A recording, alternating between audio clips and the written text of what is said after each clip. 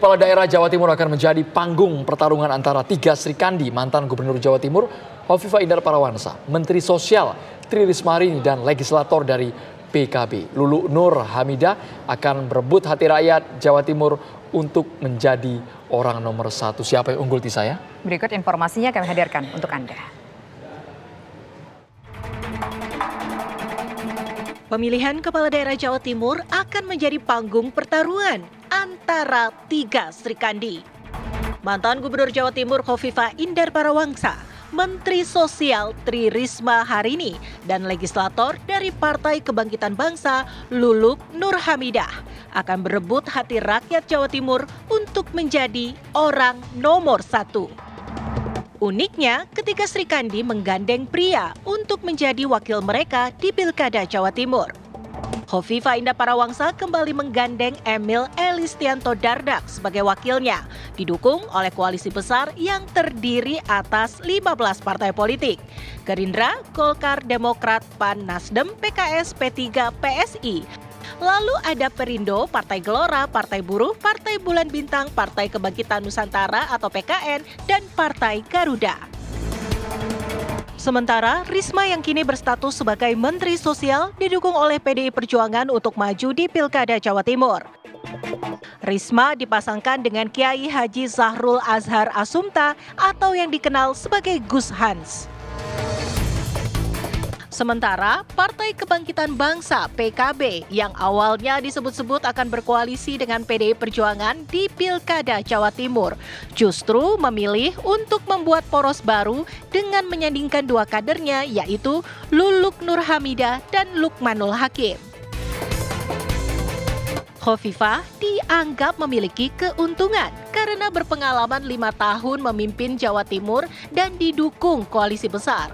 Namun, sepak terjang Risma sebagai mantan wali kota Surabaya 2 periode tentunya tak bisa dianggap remeh. Dalam sejumlah survei, nama Risma juga sempat disandingkan melawan Hovifah. Sementara Lulu Nur Hamidah merupakan ketua DPP PKB yang merupakan anggota DPR RI. Lulu diusung oleh partai politik yang memiliki akar rumput atau grassroots kuat di Jawa Timur. Lantas, bagaimana peta kekuatan ketiga Srikandi di Pilkada Jawa Timur? Siapa yang melejit di provinsi yang juga dikenal dengan nama Bumi Majapahit? Tim TV One mengabarkan. Tiga Srikandi Hovifah Indar Parawansa, Tri Risma Harini, dan Lulu Nur Hamidah akan bertarung di pemilihan Gubernur Jawa Timur. Ya, ketiga perempuan ini pemirsa mewakili tiga poros kekuatan politik besar di Jawa Timur. Poros PDIP, poros PKB, dan poros koalisi Kim Plus yang beranggotakan 15 partai politik. Lantas siapa dari ketiga Srikandi ini yang akan terpilih memimpin Jawa Timur? Untuk membahasnya telah bergabung bersama kami ada pakar politik, yaitu ada Prof. Burhanuddin Muhtadi, dan juga ada pakar politik dari Universitas Airlangga, yaitu ada Pak Suko Widodo. Selamat sore Bapak-Bapak semua. Selamat sore Tisa. Ya. Pertama saya ingin menuju ke Mas Burhanuddin terlebih dahulu. Ketiga perempuan ini mewakili tiga poros kekuatan politik besar di Jawa Timur. Poros PDIP, poros PKB, dan juga Kim Plus.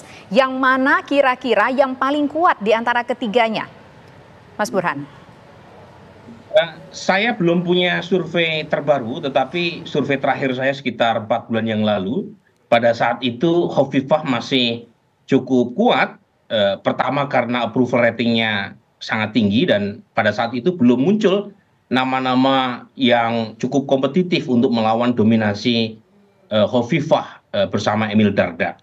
Nah sekarang setelah muncul tiga pasangan di mana ketiganya calon gubernurnya adalah perempuan, saya kira perlu untuk dicek apakah dominasi Hovifah masih bertahan atau tidak.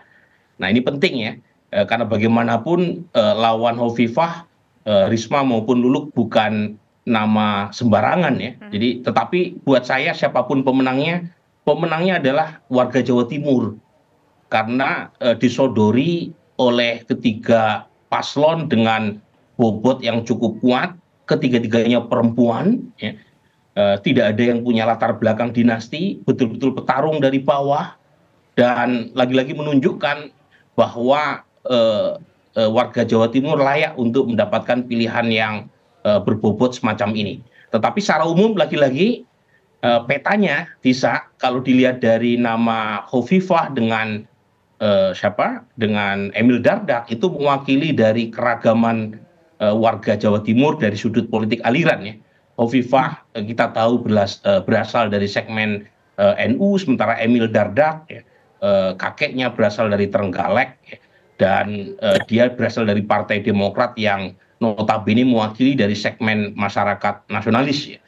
Kemudian juga Risma meskipun beliau berasal dari PD Perjuangan, tapi cukup dekat juga dengan kelompok agamis ya. Apalagi pendampingnya Gus Hans adalah pengasuh pondok pesantren, meskipun aktif di Golkar, tetapi kedekatannya dengan kelompok warga NU cukup kuat ya. Nah yang terakhir pasangan dari PKB ini yang relatif dari satu kubu saja ya, Mbak Lulu Hamidah dengan Lukmanul Hakim ya. Jadi dari satu warna saja mungkin bagian dari usaha untuk memanaskan mesin ya dengan memilih Lulu Hamidah dan Lukmanul Hakim sehingga keduanya diajukan sebagai representasi PKB dan kebetulan keduanya belum beruntung dalam Pileg 2024 kemarin sehingga nothing tulus ya. Lain kalau misalnya terpilih di anggota DPR tapi maju dalam pilkada kan harus mundur. Jadi to be or not to be nih buat Lulu maupun Lukmanul Hakim untuk menunjukkan tajinya terutama dalam rangka melawan dominasi Hovifah dan Risma. Jadi overall saya kira ini pertandingan yang sangat menarik dan siapapun pemenangnya menurut saya pemenang pertamanya adalah warga Jawa Timur. Pertarungan yang sangat sengit, tapi kalau dari sudut pandang warga Surabaya, Jawa Timur, Pak Suko Widodo sebagai pakar politik, yang mana yang mendominasi, yang dibutuhkan oleh warga dari ketiga sosok perempuan ini, Pak Suko Widodo? Ya, seperti kata Mas Burhan, siapapun yang menang, gubernur Jawa Timur. Tapi saya menambahkan, siapapun yang menang, gubernur akan perempuan Jawa Timur.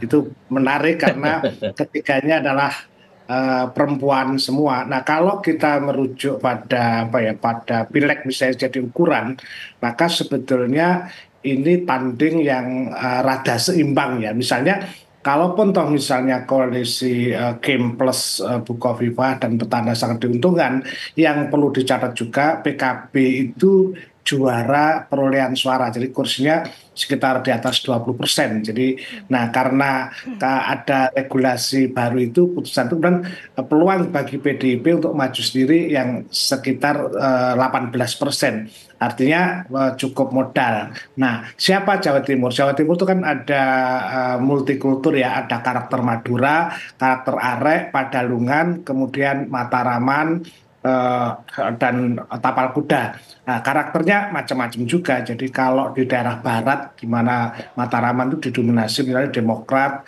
Golkar, Merah itu agak merata ya, tapi di timur agak beda. Jadi nanti menurut saya tergantung dari bagaimana mesin politik itu bekerja keras melakukan itu. Kalau di dalam survei seperti kata Prof. Burhan, memang posisi Bukoviva sangat mendominasi dan apa yang dilakukan juga selama ini juga sudah memberi hasil yang bisa dirasakan. Tapi problemnya sekali lagi bahwa mesin politiknya yang banyak itu apakah efektif dijalankan. Nah kalau Bu Risma sendiri kan itu kan seperti mengulang masa lalu dan saya kira PDI sekarang lagi punya energi yang kuat untuk mengembalikan problem Jakarta yang juga dirasakan di Jawa Timur pasti juga dan pasangannya adalah Gusan yang sebenarnya aktivis Golkar, dia dekat dengan kampus dan pondok pesantren, masih muda. Sementara yang PKB sendiri kan diisi oleh Mbak Lulu dan Mas Lukman, ini orang-orang yang juga letaknya di Malang Raya sehingga ini agak imbang kalau di proporsional masing-masing mengisi ruang itu. Ya. Pak Suko Widodo, kalau di Jawa Timur sendiri yang mana sih yang lebih dominan? Partai politik ataupun mesin politiknya atau ketokohannya? Yang mana yang paling dilihat oleh calon pemilih? Ketokohannya Mbak, dalam banyak pengalaman misalnya di Pilpres misalnya yang dicari orang ya, ini kebanyakan di berbagai tempat. Beberapa studi kami misalnya bahwa hasil dari pileg itu kadang-kadang tidak bersignifikan dengan sejajar dengan pileg. Jadi beda ini, yang dipilih orang bukan lagi partai. Sehingga siapa yang punya populer, siapa yang punya rekam jejak bagus, pastilah akan menjadi catatan penting bagi pemilih Jawa Timur untuk membuat keputusan. Baik, Pak Sukowidodo tadi sudah menyinggung wilayah-wilayah yang dianggap merupakan lumbung suara yang akan diperebutkan oleh ketiga kandidat. Berarti di wilayah Jawa Timur, Bapak, di wilayah Mataraman, Tapalkuda, Arek, kira-kira secara kultural lebih dekat dengan mana, Pak, kalau memang figur yang jadi prioritas?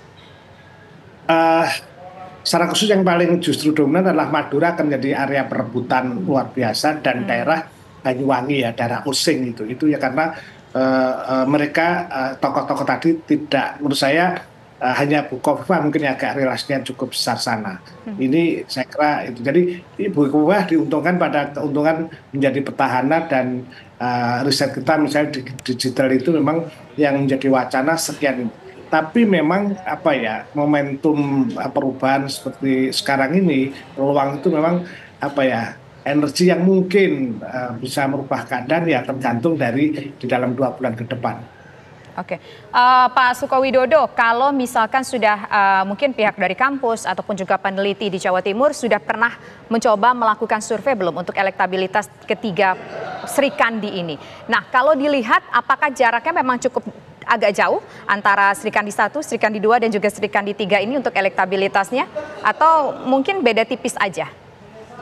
Ya, memang apa ya, meskipun waktu itu swing voternya masih cukup tinggi, tapi Bu Kofifa sebagai petahana posisinya cukup tinggi dan agak jauh di bawahnya Bu Risma dan baru yang lainnya. Bahkan Mbak Lulu memang waktu itu karena belum muncul, praktis hampir belum tercatat di dalam hasil riset itu. Oke.